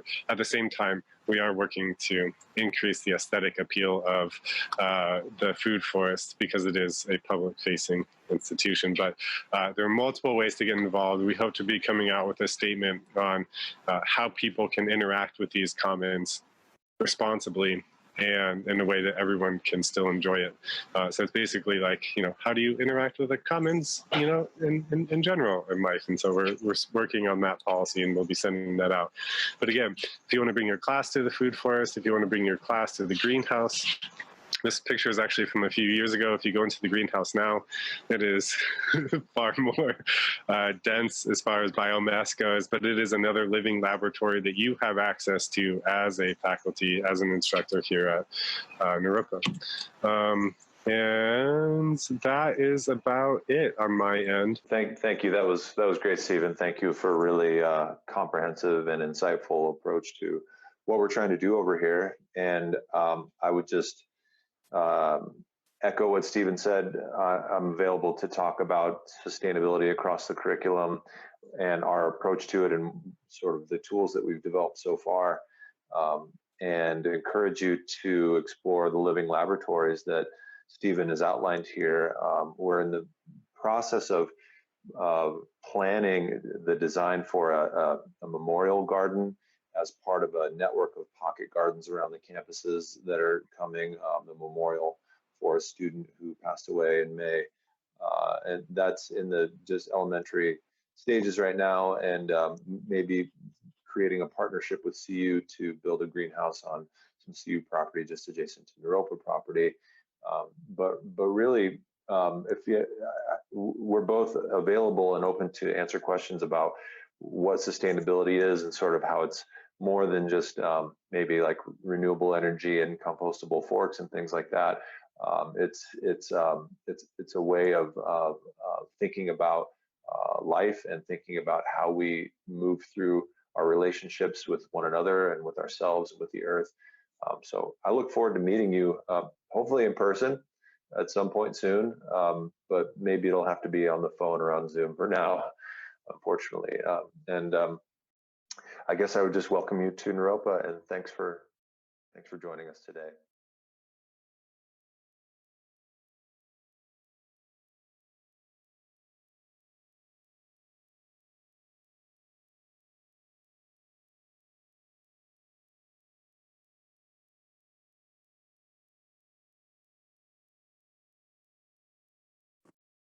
Hello and welcome to Entering the Culture and Traditions of Naropa University. My name is Jovanina Jobson. I'm a faculty member at Naropa University. I've been here for about 20 years, and I am a senior student of the founder, Chogyam Trungpa Rinpoche, and I'm very delighted to go over some of this information with you. And this is a welcoming event for new members of the community, faculty, and staff. Today, we're talking about a little bit about our founder, our history, our mission, Naropa today, our culture, and some of our values. We'll start with the bow, which I'm sure by now you might have done it at least 2 or 3 times, but it's one of those things that never gets old. We do it at the beginning of programs, at the end. We do it at the beginning of class and to end classes. And we also do it in individual meetings. Of course, it's not mandatory, but it is a gesture unique to Naropa. And it is a way of respecting each other and of signaling the beginning and end of things. And it's a very immediate mindfulness practice. Our founder, Chogyam Trungpa Rinpoche, started Naropa in 1974. And you can see here, he was born in Tibet in 1939, escaped the invasion, and made his way to the West, first to India and then to Oxford University, and finally arriving at the US, where he initially taught at the University of Colorado and was very successful in his teachings. And that's where groups of people began requesting more teachings from him. And it was actually the beginning of the Sangha, the community of students that grew around him and requested him to teach further. Out of that was where the idea of starting Naropa University spawned.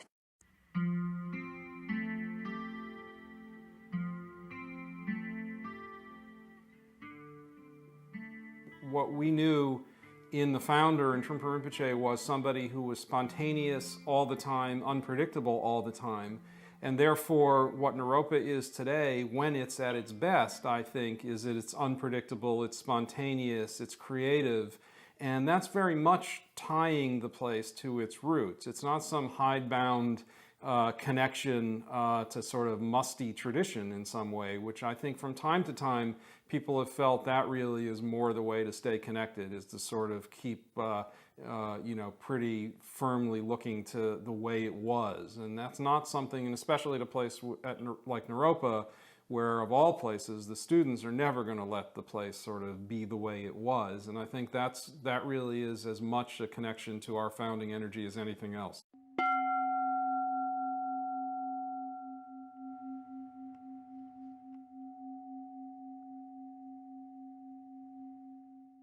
So regarding the beginnings of Naropa University, as you might have heard, it started in the summer, and nobody knew what to expect.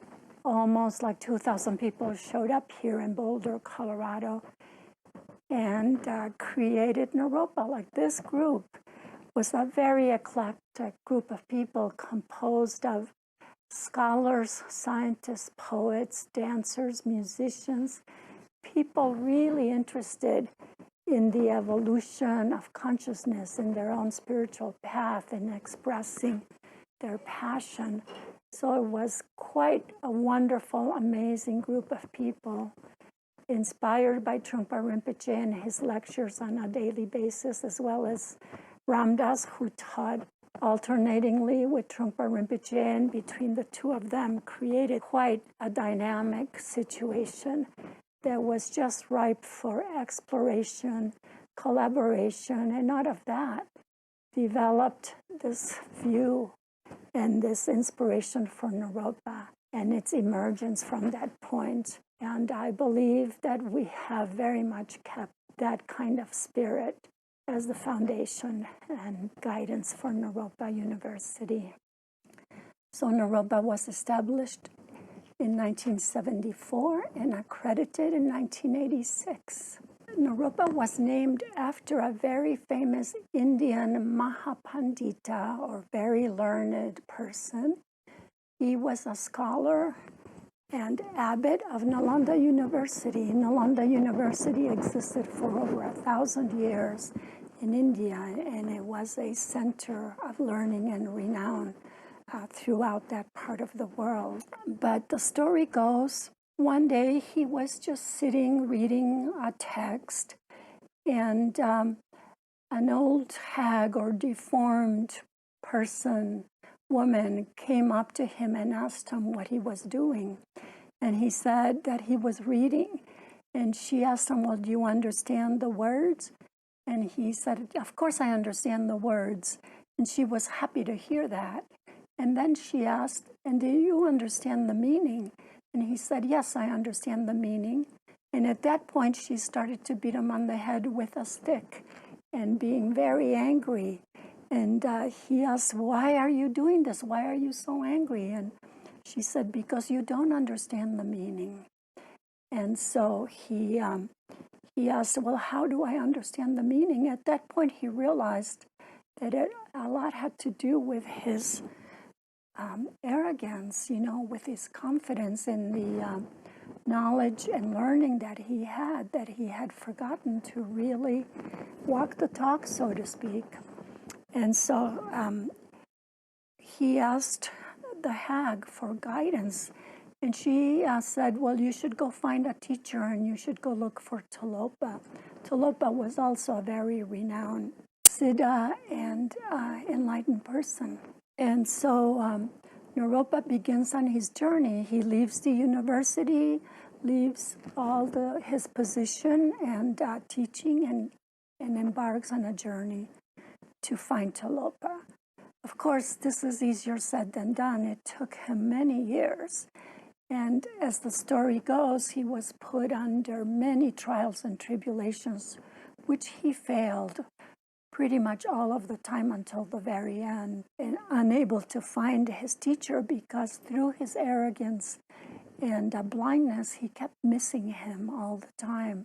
So one of these stories is that there was an old dog lying in his path with leeches and just in a very horrible and painful condition, but the dog was blocking Naropa's path.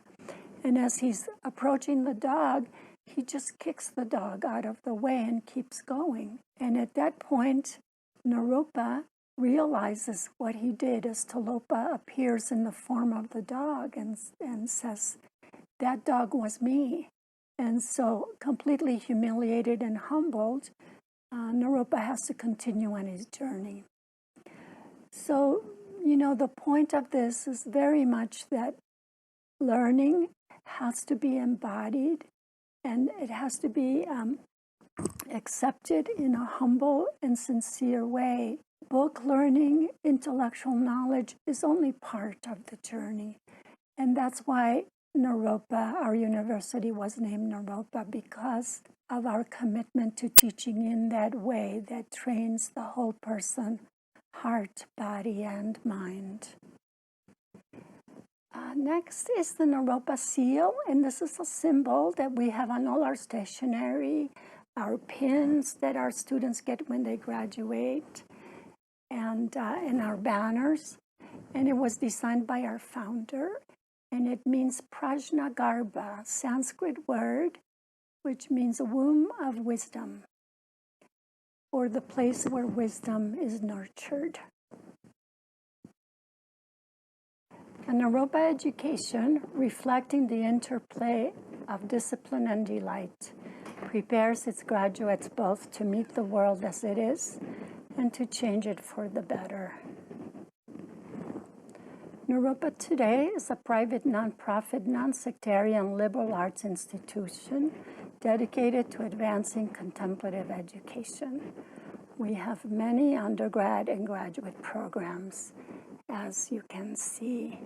We have a total of a little bit over 900 students at Naropa. Our culture comprises of the activities, the events, the celebrations that we hold as very special, and we put very special attention to how they are executed and to the message that they convey. We already talked about the bow, and that's one of the primary gestures that are part of our culture. Contemplative practice is very basic and foundational to Naropa, and the contemplative pedagogy is very much integrated in all of our classes and programs. Community Practice Day is a major celebration at Naropa. We also have the Lunar New Year, education itself, and administration. So our contemplative practice involves meditation and many other mindfulness types of practice.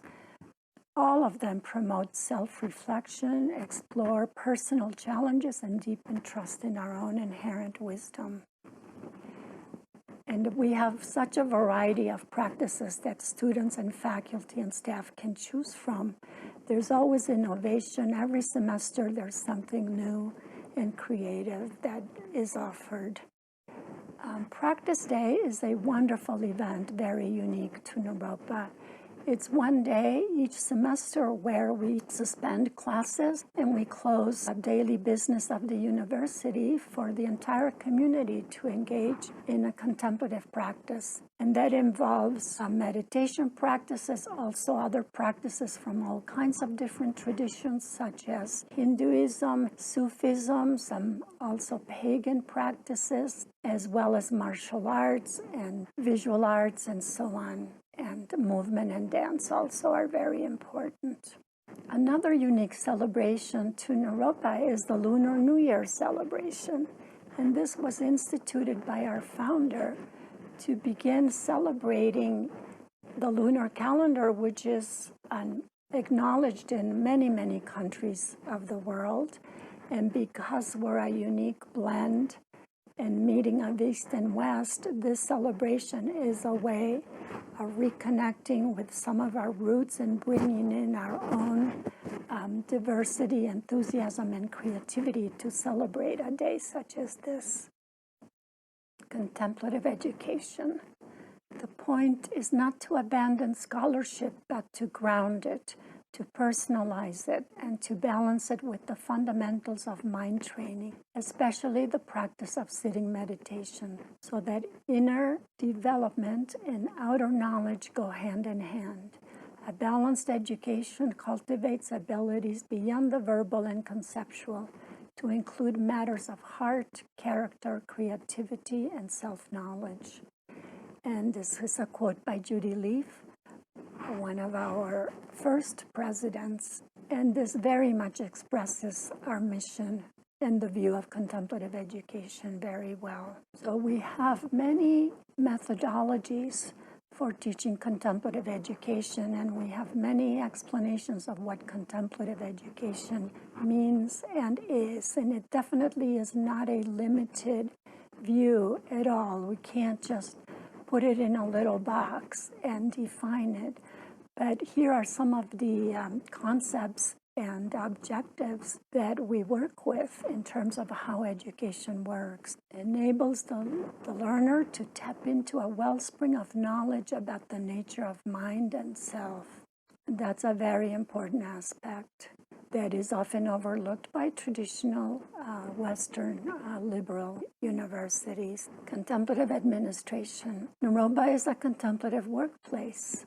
We are kind to each other. We take responsibility for our actions. We try to communicate skillfully. We are resourceful and generous and open-minded. And this view is encouraged and respected by everyone here. As part of our contemplative administration, we have community meetings where staff and faculty, students bring their voice to express whatever their concerns are or to talk about themes of the day. It's a wonderful way of maintaining communication with the whole community. And also part of that are some of the events that we already mentioned, such as Practice Day, Commencement, Convocation, many meetings, and Staff Council. So Naropa has these basic values rooted in the contemplative practice, rooted in the view of justice, equity, diversity, and inclusivity, as well as sustainability and regeneration. Our commitment to working with diversity is extremely powerful. It is something that's always a leading edge for Naropa University, and we have many programs and plans for this coming year to continue the development of this process at Naropa. Also, sustainability and the environment are extremely important to us, and there's a lot of information about this. And please check out the sustainability page on the Naropa website. We are completely committed to the environment and to zero waste. Here are some suggested books if you'd like to learn more about the founder. Born in Tibet is a wonderful autobiography. Also, Shambhala, The Sacred Path of the Warrior, has many of the themes that our contemplative path is founded on. And the library has many, many resources, wonderful videos and lectures from many guests at Naropa University, including poetry readings from the Jack Kerouac School. We also have many books written by our faculty that are brilliant books about their subject matter and about contemplative pedagogy in general. So thank you very much, everyone. I hope that you enjoyed this and that you are a little bit more familiar with Naropa than you were before. Nonetheless, there are many resources here. I highly encourage attending events and participating in as much as you can. There are wonderful, learned people at Naropa that you can consult that are happy to mentor new faculty.